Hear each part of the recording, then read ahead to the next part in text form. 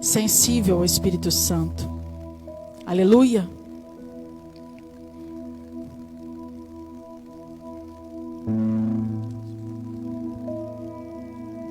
Pai do Senhor para a amada igreja, amém? Pode se assentar, fique à vontade.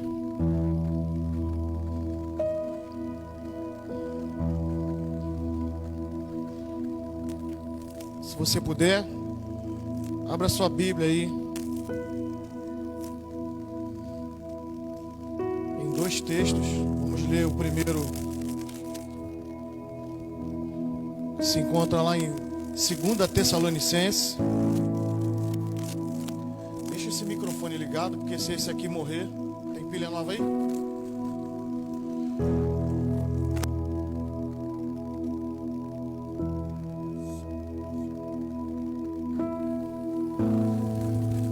Som. Glória a Deus. 2 Tessalonicenses, capítulo de número 2.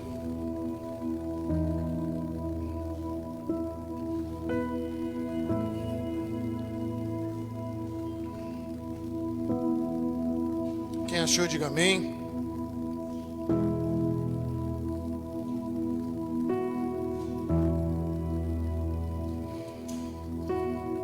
Todos acharam? Diz assim, verso 3: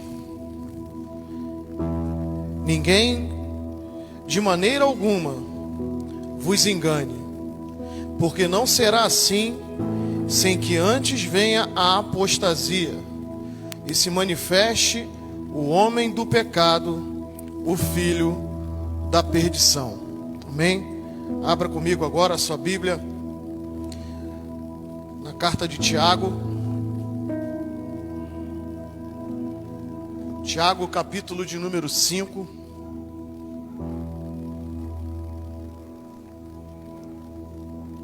Versos 7 e verso 8.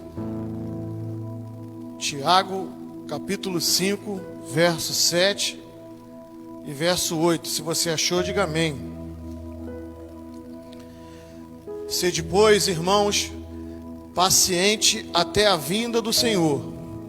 Eis que o lavrador espera o precioso fruto da terra. Repita comigo: o precioso fruto da terra. Amém.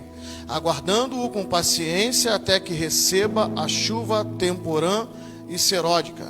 Sede vós também pacientes, fortalecei o vosso coração, porque já a vinda do Senhor está próxima. Amém?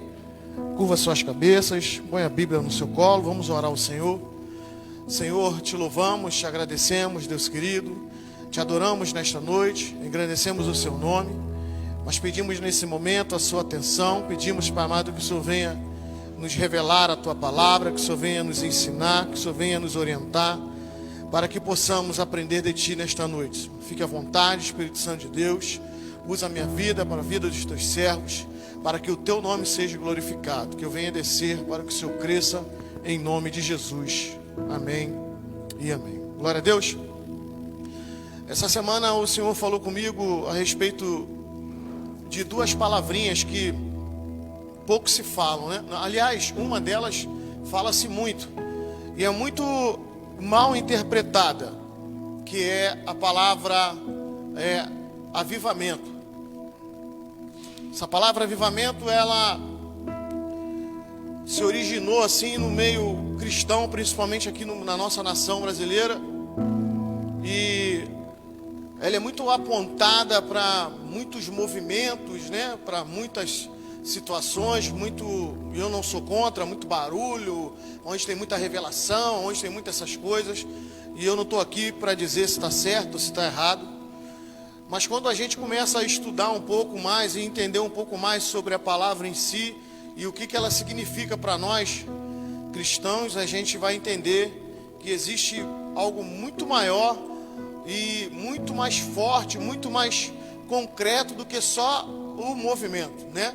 O movimento em si, que eu gosto muito, não sou contra, eu amo demais, né? Esses movimentos. E a outra palavra é apostasia. E essa palavra, ela é muito pouco falada, principalmente nesses movimentos. Ela é muito pouco falada. Então a gente entende que tem que ter um equilíbrio. Fala para o irmão que está do teu lado. Nós, crentes, servos do Senhor, filho do Deus Altíssimo, precisamos ter equilíbrio e entender o que Deus quer falar conosco. Amém? Você está entendendo isso? E a palavra que nós lemos anteriormente, que está em 2 Tessalonicenses 2:3, ela vai dizer que ninguém, de maneira alguma, vos engane, porque não será assim sem que antes venha a apostasia e se manifeste o pecado, e se manifeste o homem do pecado, o filho da perdição. Aqui aponta para o anticristo, aqui aponta para algumas situações que envolve aí a questão da vinda do Senhor. Então ele vai orientar aqui que ninguém de maneira alguma vos engane. Fala para o irmão que está do teu lado, não seja enganado. Porque o que está acontecendo hoje é muito isso. Eu tenho vivido, ultimamente nem tanto, mas a gente já andou por alguns lugares aí, e a gente tem visto muito espírito de engano dentro das igrejas. E às vezes a gente fica até perguntando, meu Deus, isso é igreja mesmo? Isso é profeta mesmo? Né? E o Senhor vai dizer na palavra dele que é para a gente ter cuidado com os falsos profetas, que eles viriam. Não estou dizendo que no tempo de Cristo não tinha. Cristo morre, ressuscita, começa a igreja, e próprio Paulo, que anos depois vai aceitar a Cristo e vai começar o ministério dele. Olha que Paulo estudou 13, 14 anos para depois ele começar a pregar verdadeiramente, depois que ele teve um encontro com Cristo. E ele vai começar a orientar em algumas igrejas na Ásia, onde ele estava indo, na Europa. Ele vai começar a orientar as igrejas para que elas tivessem cuidado com os falsos profetas, com as falsas doutrinas, com os falsos ensinamentos, porque tudo isso Satanás vai usando como artimanha para tentar tirar, né, o crente do caminho. Na verdade é para tirar a salvação do homem. Porque por mais que a gente possa ser próspero, por mais que a gente possa ter uma família abençoada, por mais que possa haver cura, que tudo isso é muito bom, isso tudo é maravilhoso, nada é mais importante do que a salvação. E o projeto satânico é justamente te tirar, sabe, desse caminho de salvação, para poder te levar junto com ele como um derrotado, ele e os seus comparsas lá, né, os anjos decaídos, né, os demônios, que já são derrotados, eles já são derrotados. Então, ele vai usando de artimanha. A gente vê isso desde o Éden, quando ele se apresenta para Eva e ele vai enganar a Eva, vai tentar impor um espírito nela, o mesmo espírito que estava nele lá nos céus, de tentar ser igual a Deus, né? Ele vai dizer para ela, quem foi que te disse? Não, Deus falou que não pode comer. Não, ele falou porque senão você vai ser igual a ele. Aí ela vai lá e come a fruta, né? E a gente entende que ela comeu porque de repente eu como a fruta, todo aquele cuidado de Deus de eu não ser igual a ele vai acabar, porque eu vou ser igual a ele. Igual a Deus não, fala para o irmão que está do teu lado, igual a Deus não tem, não vai ter.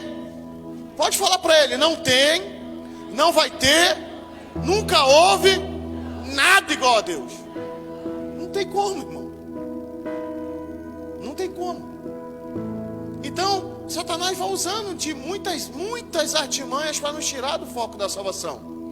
E hoje nós vivenciamos, a nossa geração, o nosso período hoje, a Terra hoje, ela tem vivido uma geração de uma tecnologia e de muito, né, favorecimento de parte a parte, né? Carro que só falta falar contigo, agora os carros, né? Tu não precisa, se tu chegar muito perto, o carro freia. Tem carro aí que tu chega para estacionar, ele já calculou, tu tira a mão, ele estaciona, não é verdade? Uma série de situações que tem de tecnologia, né? Eu ainda sou, apesar de eu ser novo, 45 anos, Eu sou da época que para ligar a televisão tinha que tirar a poupança do sofá, irmão. Tinha que sair da cadeira e ir lá ligar a televisão. E às vezes era briga dos irmãos, né? Desliga aí você a televisão. Não, desliga você. Não, porque ninguém queria levantar, principalmente na época do frio, né? Quem é que quer sair do cobertor para ir lá desligar a televisão? Então, hoje a geladeira que fala, fogão que fala, né? Um fala com o outro, né? Esse negócio aí, eu não sei se tem alguém próximo a esse ponto, né? De ter uma geladeira que fala. Se você tiver, me leva na tua casa um dia que eu quero conversar com essa tua geladeira aí. Amém? Mas é a tecnologia. E por conta disso o homem ele se tornou, desculpe alguns irmãos o que eu vou falar, preguiçoso demais, irmão. Sabe, somos uma geração muito preguiçosa. Eu não estou generalizando, porque tem gente que, né, cai para dentro mesmo, mas uma geração que quando a gente olha, vê até nas nossas crianças, né? A gente vê a dificuldade que elas têm para se locomover e fazer as coisas até mesmo dentro de casa. Quando eu sou de uma época que a gente não tinha escolha. Os mais velhos sabem o que eu estou falando aqui. O pai mandava, a mãe mandava, tu ia de bico ou sem bico, irmão, mas tu ia. Era melhor até tu ir sem bico. Fazia o bico na rua, mas não fazia perto do pai, porque a tapa que tu ia tomar, o bico ia encolher rápido. E hoje não pode nem mais falar alto com a criança. Então a gente está numa geração muito mimada, muito, sabe, muito ruim. Eu não gosto de ficar falando muito dessa geração, porque eu ainda estou nela, mas é uma geração muito complicada e de muito favorecimento. E com o passar do tempo, as coisas de Deus elas foram perdendo um pouco da sua espiritualidade. Ela foi perdendo. Quando eu digo foi perdendo, não é que o evangelho foi ficando fraco, não. Quando eu digo que vai perdendo, não estou dizendo que Jesus perdeu o poder, não, porque ele não tem como perder o poder. Fala para o irmão que está do teu lado: Jesus não tem como perder o seu poder e a sua autoridade. Sabe por quê? Eu vou te dizer por quê. Porque ele é o poder. Eu não sei se tu entendeu, eu vou repetir. Jesus é o poder. Ele não tem o poder, ele é o poder. Ele não tem a autoridade, ele é a autoridade. Sabe, os espíritos imundos, eles saem do corpo humano quando é profetizado em nome de Jesus. Então, não é que Jesus tem autoridade, ele é a autoridade. Não é que ele tem poder, ele é o poder. Quando a gente entende esse nome de Jesus na nossa vida, né, as coisas começam a modificar. Quando você profere esse nome dentro da tua casa, quando você não tem Jesus e as coisas estão tudo dando ruim, ou quando você se afastou de Cristo, que as coisas estão tudo dando complicado de cabeça para baixo, você aceita Jesus, ou você se volta para Cristo, você começa a profetizar esse nome dentro da tua casa, e as coisas começam a mudar, é porque não é que ele traz o poder, é porque o poder que é ele chegou na tua casa. Não é que ele traz a autoridade para você profetizar, não. É que ele já é a autoridade e chegou na tua casa. E aí as famílias mudam o comportamento, a vida daquela pessoa muda, né? Óbvio que tem que ter também a postura nossa, de nós tomarmos postura como cristãos, como filhos de Deus, né? Eu aprendi nesses últimos anos que a religião mata, né?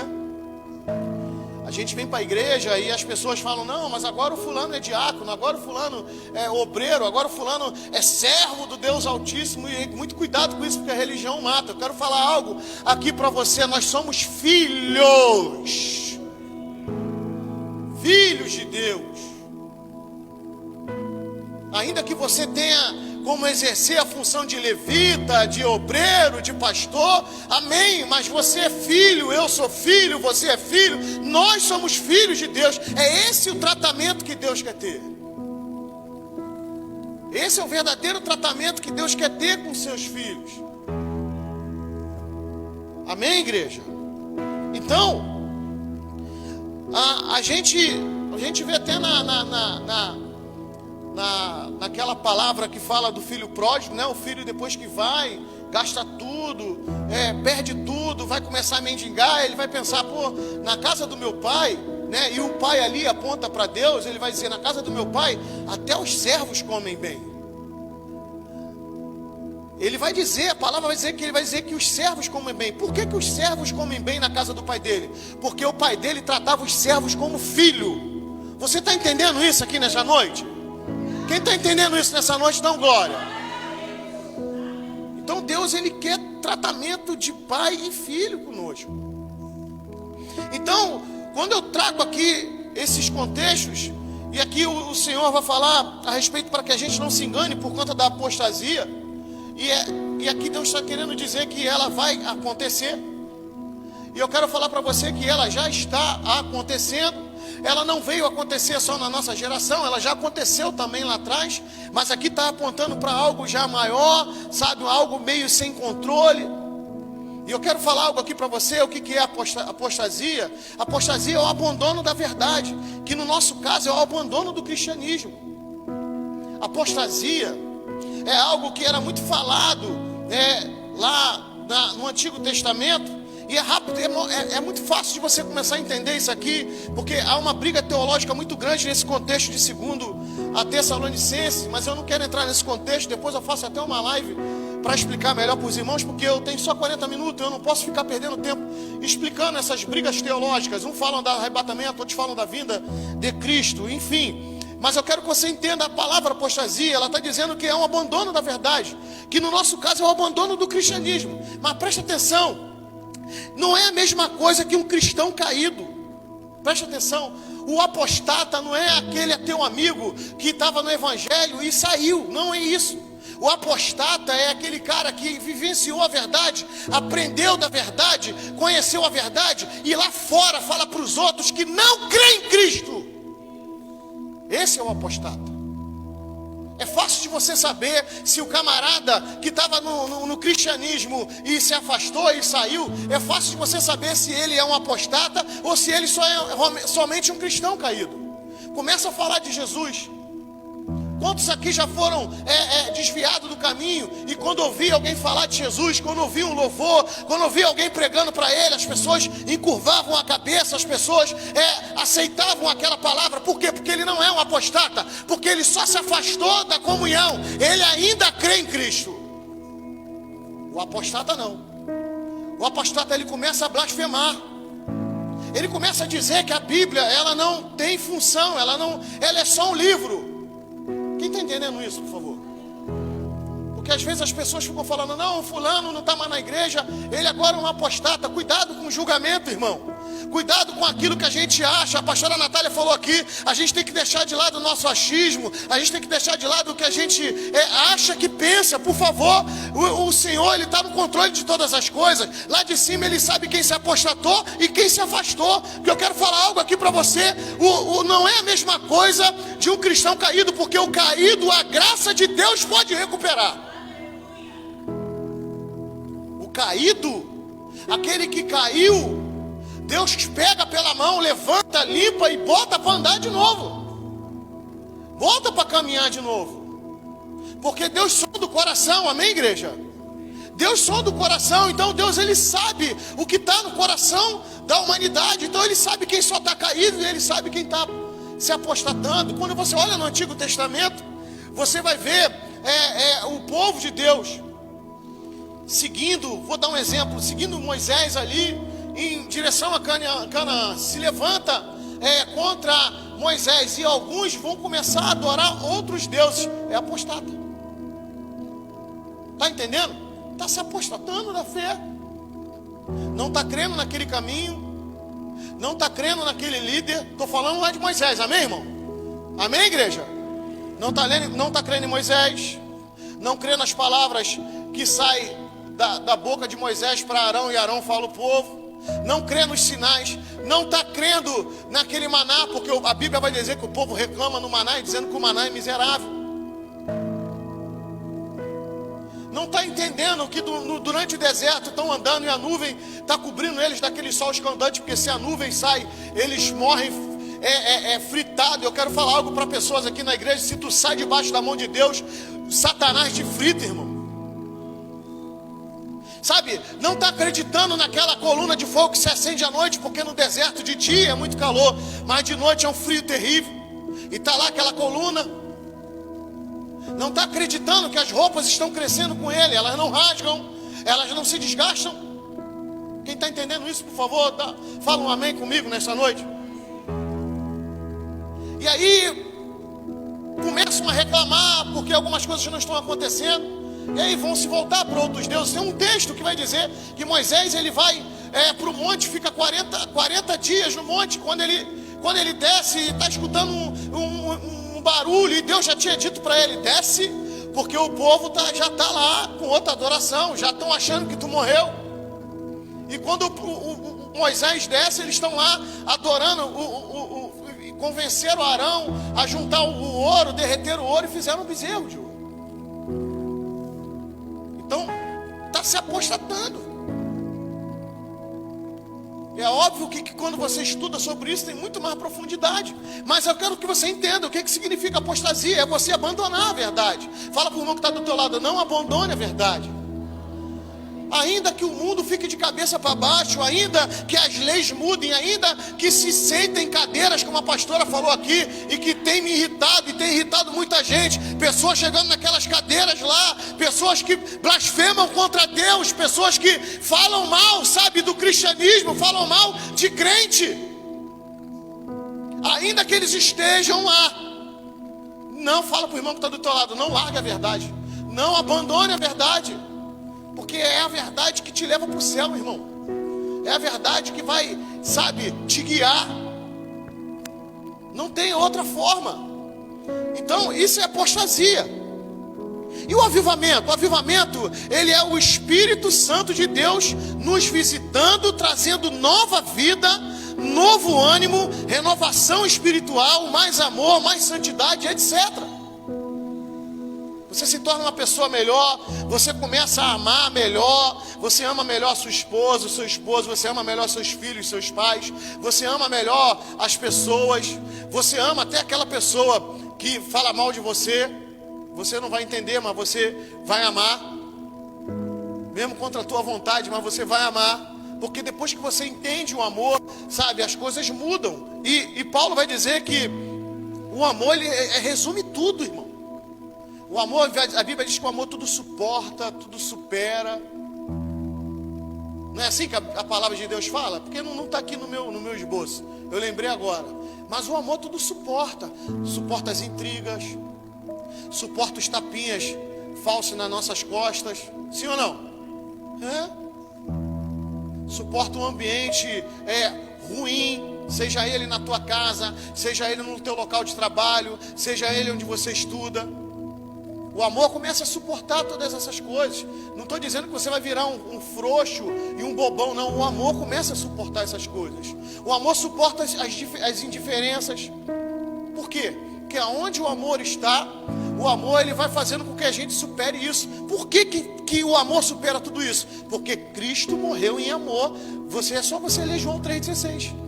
Deus amou o mundo de tal maneira que deu o seu Filho unigênito para todo aquele que nele crê, não pereça, mas tenha a vida eterna. Por que Jesus consegue suportar tudo aquilo? Por amor. Amém, igreja? Então a gente começa a entender esses conceitos de apostasia e avivamento. E o que o senhor quer falar, pastor? Quanto a isso? Porque as pessoas acham que para a vinda de Jesus, para as coisas acontecer, as pessoas acham que a apostasia vai tomar conta do mundo. Eu quero falar algo aqui para você. A apostasia, ela cresceu, a apostasia está crescendo, a apostasia vai crescer enormemente, vai ser algo que já está às claras. Se você olhar aí, pessoas que estavam em ministérios, pessoas que estavam, sabe, em grupos evangélicos, levitas na casa do Senhor, pastores e líderes que largaram tudo e dizem que não acreditam mais. É só tu estudar um pouquinho que você vai ver. Isso vai crescer, pastor, mas não vai crescer porque Deus é ruim, não. Vai crescer porque é bíblico. Essas coisas têm que acontecer. Só que a apostasia, ela não vai ficar somente ela crescendo, não. Eu quero falar algo aqui para você. O avivamento está crescendo em paralelo. Você vai entender o que eu estou querendo falar para você. É porque às vezes a gente não está percebendo. É porque que às vezes as informações que estão chegando até nós, as notícias que estão chegando até nós, é daqueles que estão se apostatando, é do esfriamento da igreja. E às vezes a gente fala assim, as igrejas estão vazias, sabe? O movimento das igrejas tá vazio, sim. Está vazio por conta do esfriamento. E por conta desse esfriamento, por que desse esfriamento? Porque estamos vivendo o período da sétima igreja, a igreja de Laodiceia, a igreja morna. É bíblico. Quando você estuda o passo a passo, você vai ver, estamos vivendo a igreja de Laodiceia. Mas aonde tem avivamento? Tem avivamento na igreja de Filadélfia. A igreja que parece que está fraca, né? A igreja a única igreja que não tem nada contra ela. Amém? Quem está entendendo isso? Ainda que estejamos vivendo o período da sétima igreja, ainda tem Filadélfia na terra, irmão. E é da Filadélfia que vem o avivamento. Por quê? Porque a igreja fraternal, a igreja em amor, a igreja de Filadélfia. Eu vou repetir, onde tem amor, tudo suporta. E nesse período de esfriamento espiritual de muita gente, ainda se tem amor sendo propagado, sabe, nos quatro cantos da terra. E se tem amor sendo propagado, tem esperança, ainda tem vida. Amém, igreja? Então, para a gente entender que não é só pessoas que estão se apostatando, igrejas estão se apostatando, igrejas inteiras, líderes espirituais apostatas em púlpitos, em altares, pregando e levando toda a sua igreja, sabe, para uma apostasia, incluindo dentro da igreja, sabe, coisas do mundo, incluindo, sabe, dentro da igreja, aquele ditado, que eu não gosto de falar muito desse negócio, mas o tudo pode, né? Ah, pode sim, os tempos são outros. Os tempos são outros, eu sei, irmãos. Desde Jesus para cá, os tempos são outros. O mundo ele foi evoluindo, sim. Só que Jesus não mudou, a Bíblia não mudou, o Evangelho não mudou, Deus não mudou. Em termos de reino de Deus, eu quero falar algo aqui para você. Ainda que tenham estratégias maravilhosas, ainda que tenham, sabe, modelos maravilhosos, glória a Deus por isso, mas com tudo isso, a igreja não mudou. Deus é o único, Deus é o mesmo, o Evangelho é o mesmo, a forma ainda é a mesma. Para você ter uma ideia, as igrejas hoje, vou falar do Brasil, né? Particularmente do Brasil, quase para mais da metade das igrejas elas já entenderam, voltaram para o sistema de célula, irmão. E eu falo aqui com muita propriedade, porque há anos a nossa igreja tem estudado sobre isso, e nós já estamos fazendo isso. Paramos um pouco por conta da pandemia, porque tem gente que não gosta, já teve gente que já me rebateu, que acha que isso é do inferno. Então, retira Atos dos Apóstolos, irmão, arranca da Bíblia, porque quando você lê Atos dos Apóstolos, eles estão pregando aonde, irmão? Eles estão nas casas. Tu põe 3.000 almas aonde, irmão? Se o templo para adoração era 120 pessoas.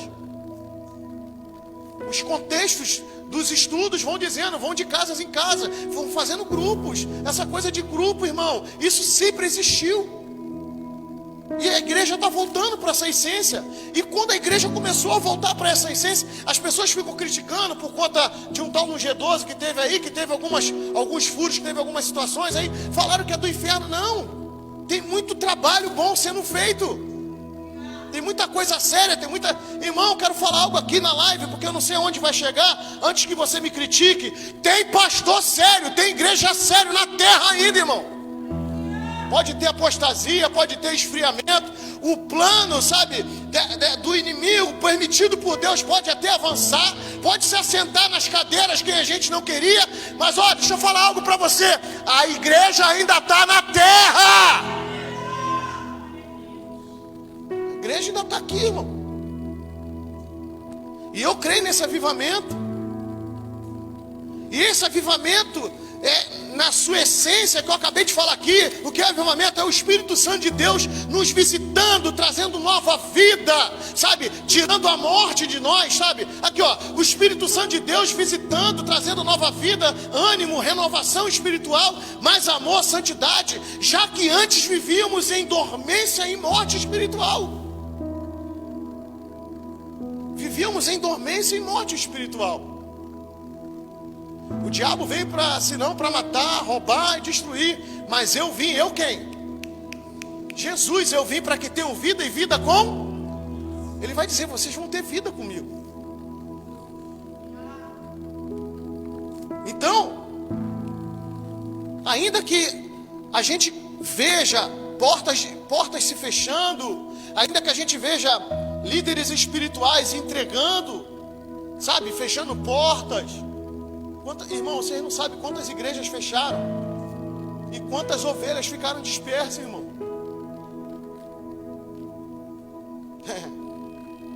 A coisa é séria. E isso antes da pandemia, já tinha pastores já se suicidando, irmão.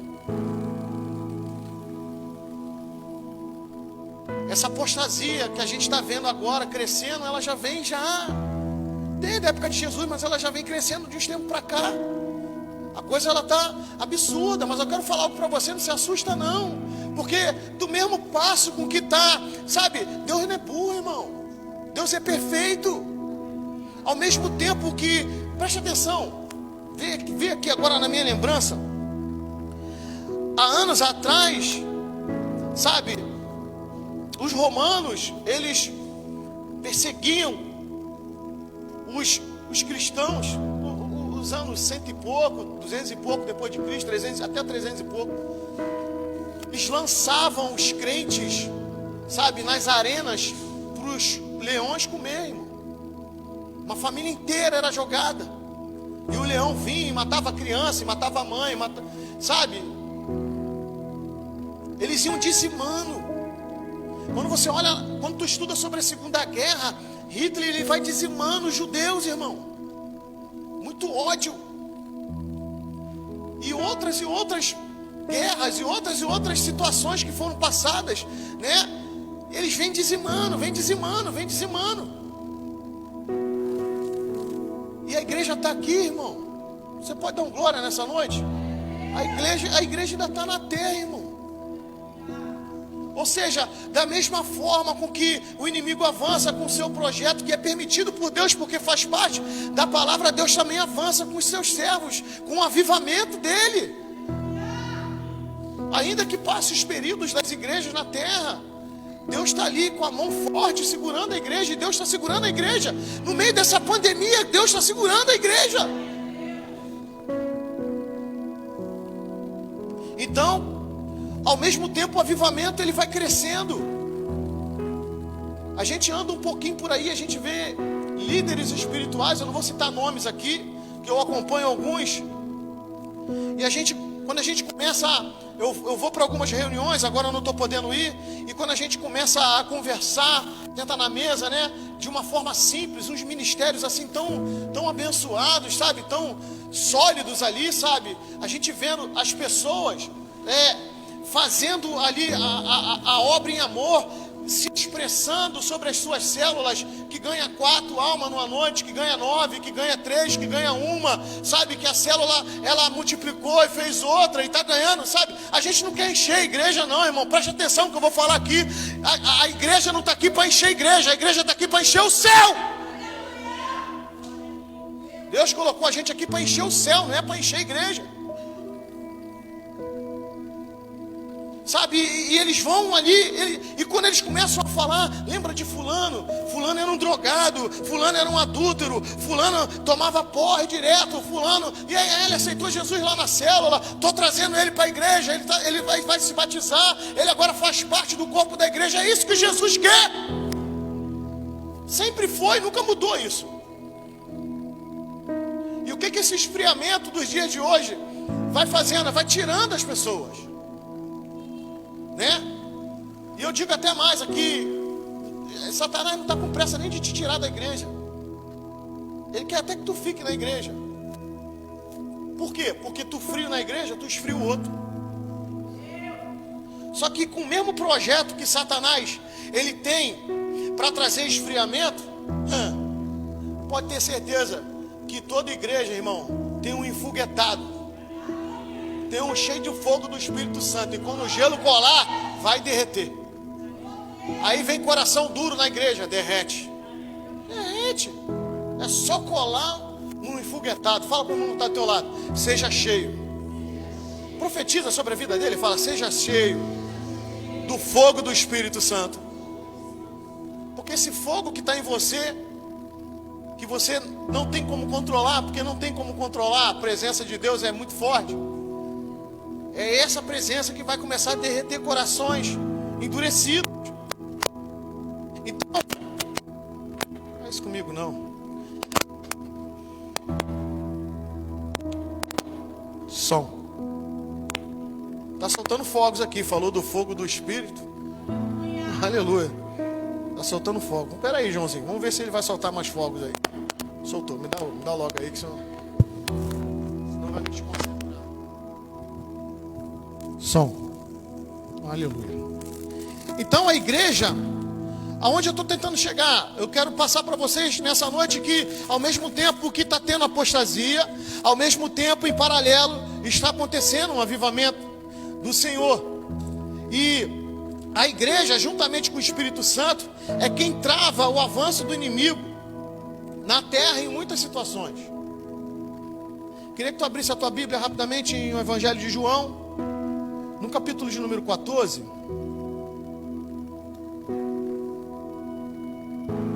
Vai dizer assim, ó. Evangelho de João, capítulo 14. Verso de número 16, 17, e eu vou citar aqui o 18. Evangelho de João, capítulo 14, a partir do 16.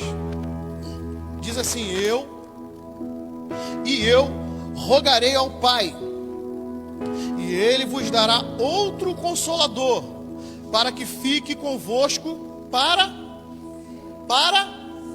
fala bem alto, igreja, para. Quem crê nisso? Vou repetir o versículo.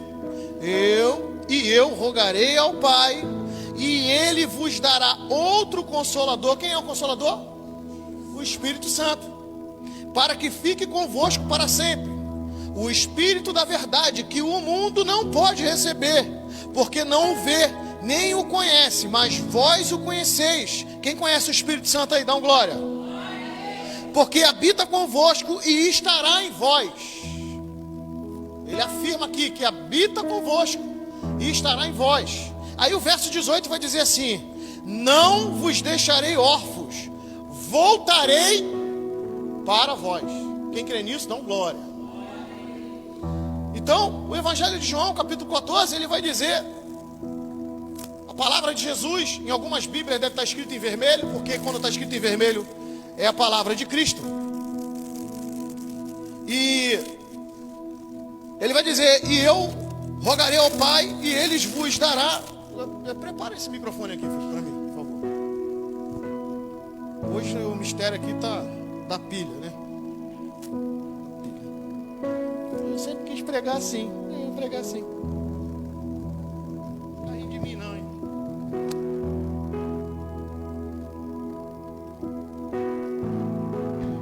Som. Tá ótimo. Beleza.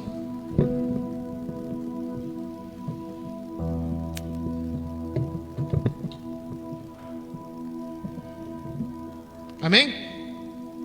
Então ele vai dizer assim: e eu rogarei ao Pai, e Ele vos dará outro Consolador, que é o Espírito Santo, para que fique convosco para sempre. E ele vai afirmar aqui: para sempre. Eu não sei se tu entendeu. O para sempre aqui não é até o ano que vem, não é até 2030, que eu não sei se a gente vai chegar lá, não é até 2050, não é até o dia que o Senhor me levar, ou não é até o dia que o Senhor quiser arrebatar a igreja. Quem está entendendo aí? se formos arrebatados em Cristo, e se nós morrermos em Cristo, o Senhor nos ressuscitará e nos levará para a eternidade. Fala para o irmão que está do teu lado, para a eternidade. Você está entendendo para sempre agora? É isso que o Senhor está falando. Então, a igreja juntamente com o Espírito Santo é quem trava o avanço. Então o projeto de Deus é um projeto assim, tremendo.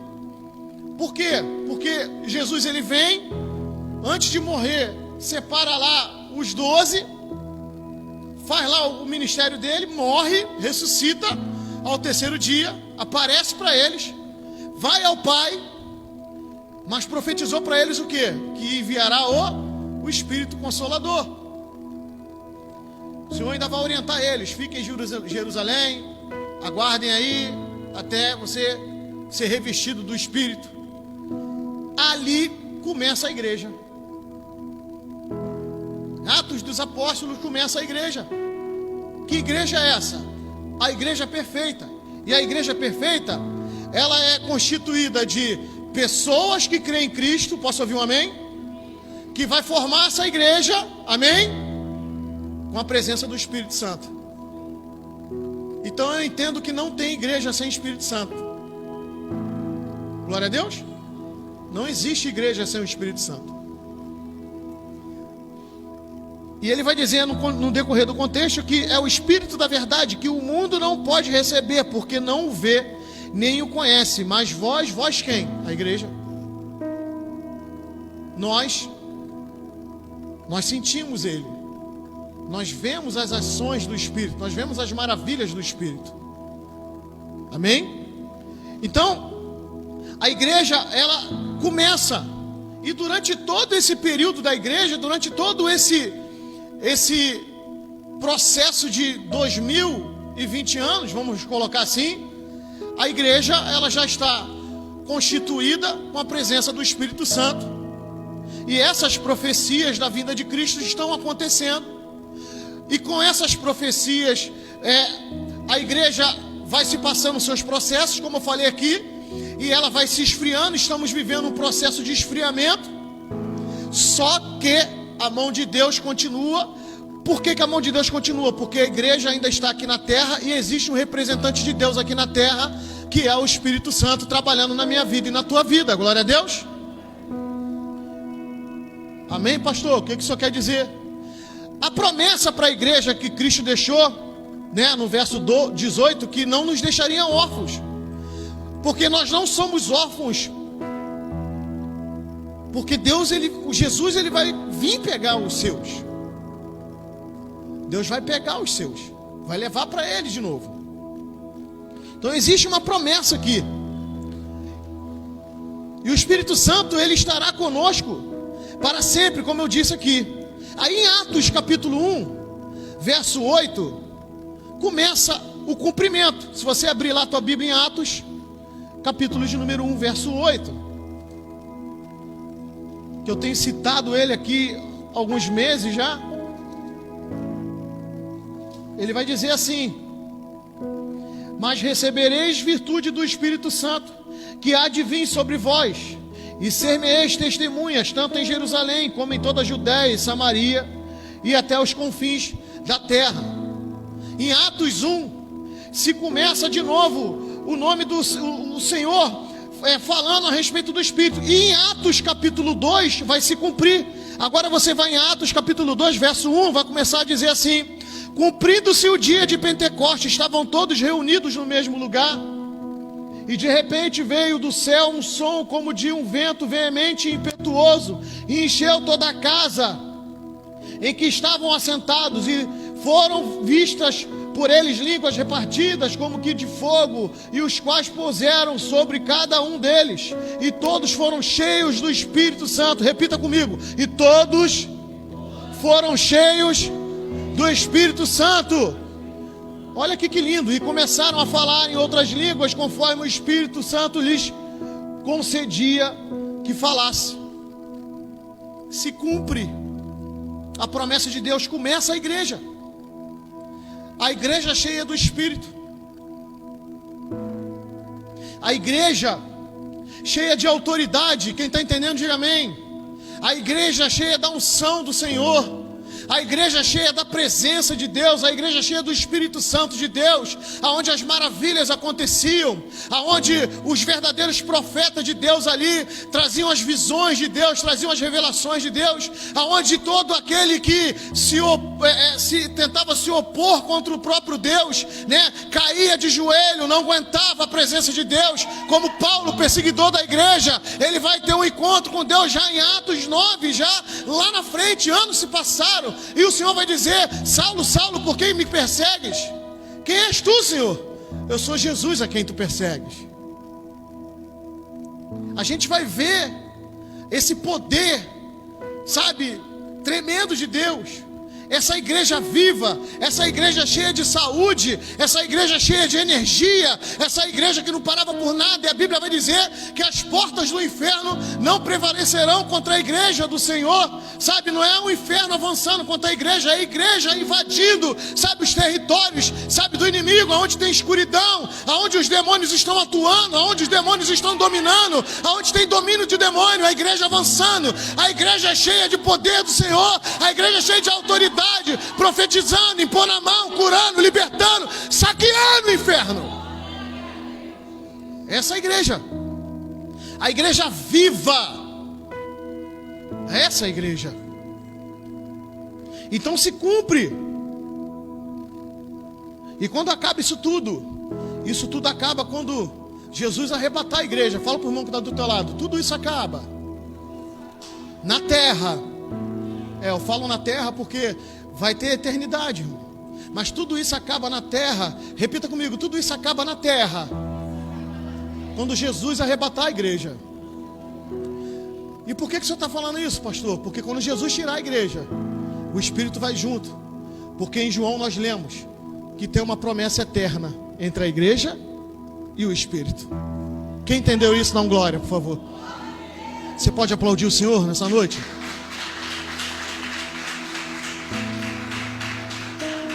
A Bíblia vai dizer que céus e terras passarão, mas a minha palavra não deixará de passar. Não vai deixar. Vai se cumprir. E se o Senhor está dizendo que vai se cumprir aquilo que Ele falou em João 14, que é para sempre, então para que o Espírito Santo vai ficar aqui se a igreja for embora? De repente você vai pensar assim: pastor, e aí uma linha teológica a qual eu acredito: pastor, mas vai ficar gente aqui que não foi arrebatado. Abaixa um pouquinho o fundo, por favor. E aqui é um assunto muito sério. Pastor, mas aí se a igreja for arrebatada, e os que não foram? Os que não foram jogaram fora a sua oportunidade. Então eles não vão ser salvos? Eu acredito que alguns possam até ser, só que não tem mais a ajuda do Espírito. Eu quero falar algo aqui para você. Sabe aqueles livramentos que você viu? E sabe aqueles livramentos que você nem sabe? Muitos não vão ter essa oportunidade. Depois que a igreja for, acabou, irmão. E a gente é uma geração, e aí eu vou falar de geração como idade, que desde pequeno a gente escuta. Eu tinha 7 anos, a primeira igreja que eu entrei evangélica, eu tinha 6 anos, 6 aninhos. Não entendia nada, né? Mas ali o evangelho, quando estava sendo pregado, né? As irmãs lá com roupão, os pastores tudo ataviado, e pregando sempre uma palavra rema. Até os hinos eram sempre voltados para a cruz. Irmãos, quando Jesus fala para nós assim, com os louvores, que queremos viver algo novo, igual a música do Kemuel, eu quero viver algo novo. Cantamos aqui agora. Nem todo esse novo é um novo de algo diferente. O novo é voltarmos para as raízes, irmãos. Voltarmos para as origens. A origem da verdadeira adoração. Sabe? Porque o evangelho de hoje é um evangelho como é que se diz? Meio que patrocinado, né? Onde o camarada... desculpa, eu vou ter que falar, irmão. Eu vou ter que falar. Camarada desculpa se tem alguém que está vivendo assim, eu não quero generalizar, mas o camarada não deu certo no pagode. Aí vem para a igreja para cantar.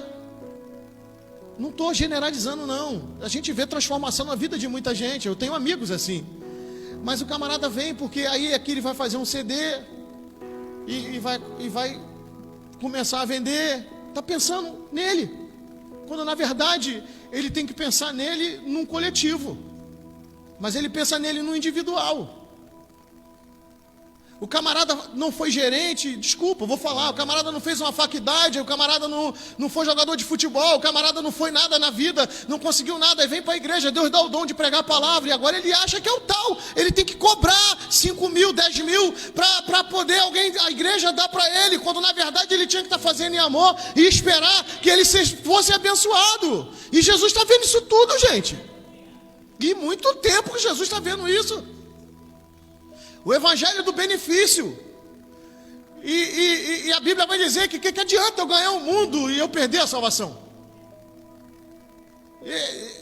Pode até pregar muito, irmão. Tu pode até cantar muito. Muitas almas podem chegar a Cristo, porque Deus está te usando. Ei, mas tem que deixar esse evangelho do modismo, esse evangelho aí do benefício de lado. Porque senão aqueles que tu canta, aqueles que tu prega, vai até ser salvo, mas tu vai queimar no inferno.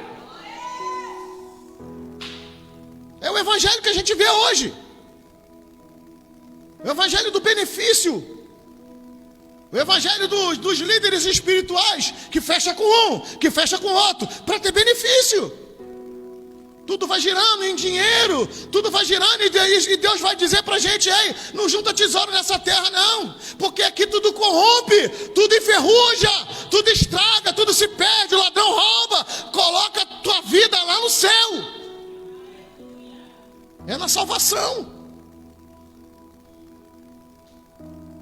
E o interessante é que muitos deles começaram com igrejinhas pequenas, quando alguns não racharam alguns ministérios, sabe? E começavam com igrejinha pequena e subia morro, ia na favela, e ia visitar, e orava, e subia monte, e jejuava. Aí agora a igreja está grande, a igreja cresceu, e tem gente morrendo de fome na igreja dele e não ajuda. Eu não tenho nada contra a igreja ficar bonita, a nossa vai ficar em nome de Jesus. Mas a gente não pode esquecer qual é a missão da igreja na terra. A igreja ela não foi colocada na terra para ficar de oba-oba, ela foi colocada na terra para cumprir os princípios de Cristo. Porque quando eu olho Jesus, nos 4 evangelhos, eu vejo ele, sabe, não se prendendo a nada. Se prende nada, prende Jesus. E oportunidades foram dadas para ele. Fecha aqui, junta aqui, fecha com nós.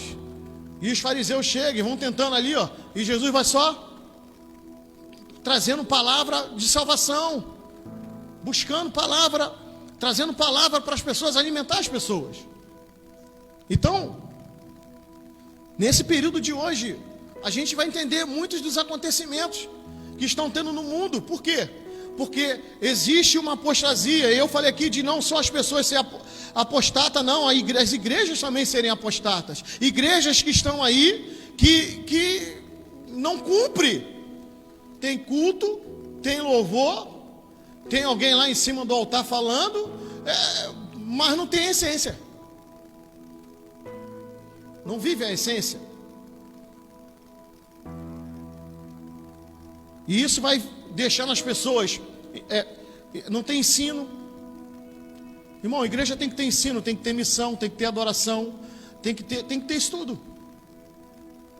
né? Aí tem igrejas que vai só para uma linha de raciocínio e vai batendo naquilo, não faz missão, não ajuda o próximo, sabe? Igrejas que só vai para adoração, igrejas que só vai para teologia, para ensino, sabe? E o evangelho é completo, irmão, porque Jesus ele era completo. Jesus ele fazia missão, Jesus ensinava, Jesus curava, Jesus libertava. Quem está entendendo, diga amém. Fazia não, ele faz ainda até hoje, porque ele não morreu, ele é vivo. Então, a gente vai vendo as coisas acontecendo. E aí eu vou começar a encerrar a mensagem, que eu vou voltar em Tiago 5. Abre aí tua Bíblia em Tiago 5. Eu quero falar com você o que Deus falou comigo. que nós lemos anteriormente, quero ler de novo com você para me encerrar a mensagem. Tiago 5, versos 7 e 8, que eu vou ler de novo, para adiantar. Sede, pois, irmãos, pacientes até a vinda do Senhor. Eis que o lavrador espera o precioso fruto da terra, aguardando-o com paciência até que receba a chuva temporã e seródica. Sede vós também pacientes, fortalecei o vosso coração, porque já a vinda do Senhor está próxima. Deixa eu puxar para cá. E aqui ele está apontando para Deus como um lavrador. E Deus, ele planta sementes para colher fruto. Repita assim comigo: Deus planta semente nessa terra para colher frutos. Fala para o irmão que está do teu lado agora: você é uma semente de Deus nesse lugar. Quem crê, dá um glória. Nós somos semente para futuramente nos tornarmos uma boa árvore, uma boa, sei lá, para darmos frutos. E o Senhor, Ele investe em nós. E eu sempre digo, se você está aqui hoje, se você vive, se você está diante de um altar, está dentro de uma igreja, se você está ouvindo uma palavra de Deus, é porque Deus fez um investimento em você. Você foi uma semente de Deus para chegar até aqui. Mas toda colheita, ela precisa de chuva para os seus processos de crescimento. Seja a fruta, seja a planta, seja a árvore, seja o legume, todas elas precisam de chuva.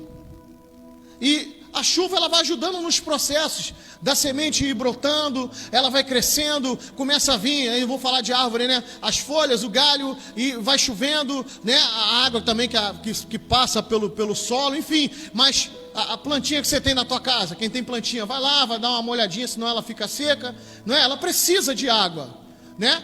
Precisa de chuva. A terra precisa de chuva para ela poder dar os seus frutos. Então, toda colheita precisa de chuva. E o Senhor, Ele está comparando esse contexto aqui, né, com a igreja dele na terra. Ele plantou a igreja e nós somos membros da igreja, amém? Somos membros de uma igreja, de um processo, fazemos parte de um processo. Então a gente está dentro dessa chuva de Deus, essa chuva de bênção de Deus. E aí ele divide aqui em dois períodos, porque ele vai dizer: sede, pois, irmãos, pacientes até a vinda do Senhor. Eis que o lavrador espera o precioso fruto da terra, aguardando com paciência até que receba a chuva temporã e seródica. Sede também pacientes, fortalecei o vosso coração, porque já a vinda do Senhor está próximo. Ele vai fazer uma comparação aqui. Que comparação que ele está fazendo, pastor? É como ele está apontando aqui para Jesus, ele está apontando aqui para a igreja estabelecida, a semente que ele fez. Os apóstolos ali, começando a igreja em Atos dos Apóstolos. O Espírito Santo foi a primeira chuva que veio. A chuva que vai fazer eles ali, trazer vida, reavivar eles ali, sabe, dar uma chacoalhada e eles começar. E as outras chuvas vão fazendo com que a igreja vai se crescendo, expandindo, ela vai crescendo, ela vai dando frutos, ela vai tendo colheitas maravilhosas. Só que Jesus está dizendo aqui que Ele está aguardando a próxima colheita. Que colheita é essa? Porque Deus é o lavrador e quem vai vir tirar a igreja? Jesus vai vir arrebatar a igreja, ou seja, Ele vai fazer a colheita dele. É a outra chuva. Amém? Quem entendeu isso? Ele está fazendo essa comparação. E isso é avivamento, irmão. No meio da apostasia no mundo, isso é avivamento. Enquanto estamos aqui, vendo pessoas se desviar, vendo pessoas saindo, depois de anos dentro da igreja, pastores fechando igreja, sabe? Enquanto estamos aqui vendo nações, sabe, se entregando, nações já perdidas, já não se fala mais de Jesus. Ao mesmo tempo, está acontecendo um avivamento na terra. Eu falei aqui das igrejas aqui na nossa nação, com as suas células trabalhando fortemente, sabe, pessoas, almas se rendendo a Cristo, sabe, igrejas com um volume grande de pessoas aceitando a Cristo, outras pessoas se reconciliando com Cristo. Agora eu quero falar algo aqui para me encerrar, que eu quero que tu entenda. Enquanto estamos aqui, países muçulmanos estão tendo um movimento cristão tremendo, irmão. Irã, Iraque, Síria, Egito, pessoas largando, sabe, aquela ideologia que foi posta, que eles aprenderam dentro das suas terras, nos seus costumes, aceitando a Cristo como o único e suficiente Salvador das suas vidas. Isso é um avivamento no mundo. Enquanto a Europa está morrendo, enquanto os Estados Unidos está, sabe, praticamente o evangelho todo corrompido, lá nesses países tem pessoas, tem missionários pregando, ganhando almas para Jesus. Eu vi um testemunho recentemente, essa semana, falando de um pastor no Egito. E o pastor brasileiro perguntou para ele: rapaz, como é que você prega num país onde não se pode pregar Cristo? E o pastor de lá falou: mas eu não prego. E ele fala: como assim, irmão? A gente se mata de pregar aqui. A gente estuda texto, a gente prega, a gente sai rouco, a gente fica sem voz. E as pessoas às vezes não aceitam Jesus. E ele fala: cara, a gente ora. Aquelas pessoas começam a ter interesse. E essas pessoas vêm perguntar para a gente o que está acontecendo. A gente pergunta se eles querem aprender da nossa visão, do Jesus. E aí as pessoas vêm, aí nas nossas reuniões nós falamos um pouco de Jesus, oramos, e elas são libertas e elas aceitam a Jesus. 11 mil almas na igreja deles, sem templo.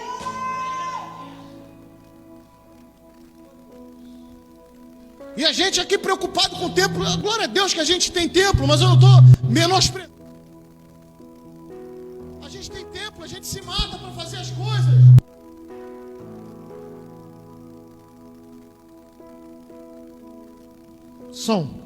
A gente se mata, sabe? E as pessoas vêm para o templo e vai para casa e nada muda. E lá eles não têm templo. E vai um monte de gente. E teve um dia que esse pastor falou que ele percebeu, o filho dele que estava ministrando, ele percebeu que tinha alguns rapazes do Egito lá, os egípcios lá, e com cara de deboche. E o filho dele pregou lá, orou, fez um movimento, e de repente ele está vendo que o camarada está lá orando também. E eles não entenderam nada, porque eles sabiam que aquele camarada foi lá para afrontar eles. E aí ele falou: não é possível. Então eu pensei errado. O filho dele falando: pai, eu acho que eu pensei errado. Não deve ser. Eu vou perguntar. Ele perguntou, de qual igreja você é? Ele falou: não, eu sou de igreja nenhuma, não. Como assim tu não é de igreja nenhuma, cara? Você estava aqui orando. Ele falou assim: cara, eu estava falando com Jesus, tu não viu ele não, cara? Jesus se apresentou para aquele camarada. Ele falou: e agora eu estou com um problema danado, porque minha mulher é muçulmana. E eu agora que oraram por ele, ele aceitou Jesus. Eu falei: como é que eu faço para ir para casa agora? E aí ele foi para casa. Uma hora depois ele volta com os amigos e a mulher dele. E aí, a gente veio aqui porque a gente quer esse Jesus, porque no mesmo momento em que eu estava falando com Jesus aqui, que Jesus se apresentou para mim, Jesus se apresentou para minha mulher lá na casa dela. A gente fala isso, as pessoas às vezes ficam achando que é mentira. E Jesus não mudou, vou repetir, Deus não mudou, Jesus não mudou, o Espírito Santo é um só.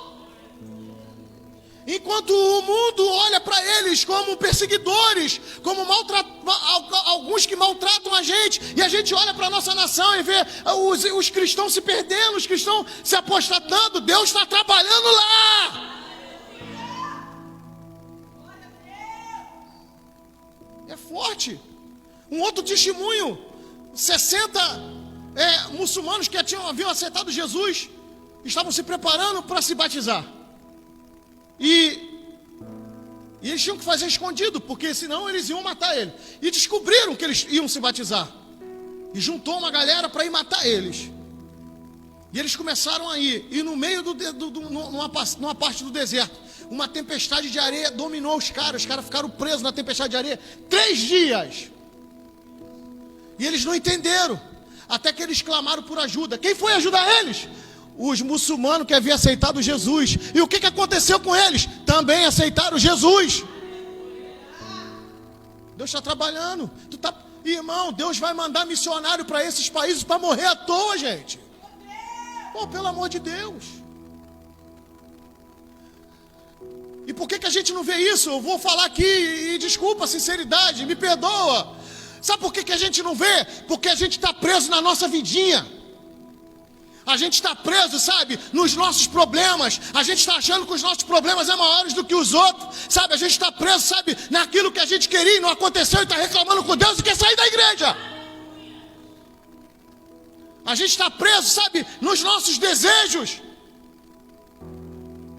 E a gente não consegue enxergar as maravilhas que Deus tem feito. E Deus tem feito maravilhas. Porque ao mesmo tempo que tem apostasia, está tendo avivamento no mundo. E Jesus não morreu pelo Brasil, Jesus não morreu pelos Estados Unidos, Jesus não morreu por Israel, Jesus morreu pelo mundo. João 3,16.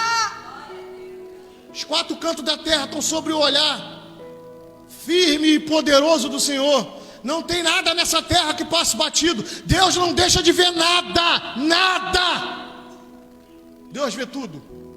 Queria que você se levantasse. Em meio à apostasia, Deus tem avivado nações pelo mundo. Deus tem alcançado pessoas improváveis. E eu quero falar algo aqui para você. Eu e você éramos improváveis. Essa semana eu escutei alguém falar assim para mim: eu jamais imaginaria que tu um dia seria pastor. Aí eu falei: se tu não imaginava, tu imagine eu. Eu até achava que um dia eu poderia ir para a igreja. Eu sempre tive muito temor no meu coração. Quando alguém vinha falar de Jesus para mim, sabe, aonde eu estivesse, eu não debochava de ninguém. E quem estava comigo que debochava, eu travava. Faz isso não, rapaz. Deus é real.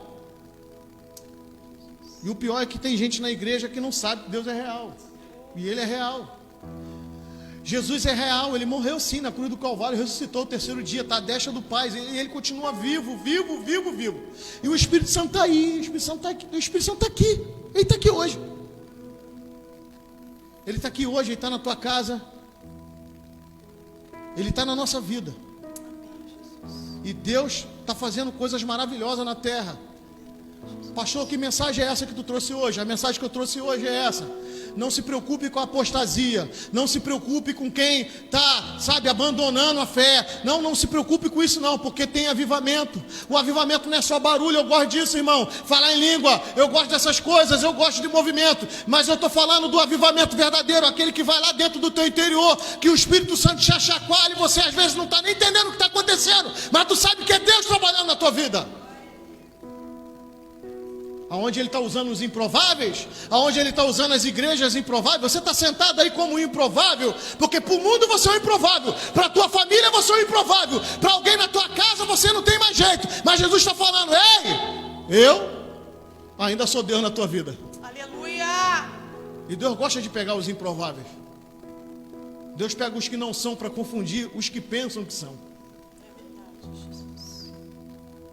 Deus pega esses para mudar histórias. E quem crê que Deus está mudando a tua história? Fica com essa palavra no teu coração. Amém? Em nome de Jesus. Vamos adorar o Senhor.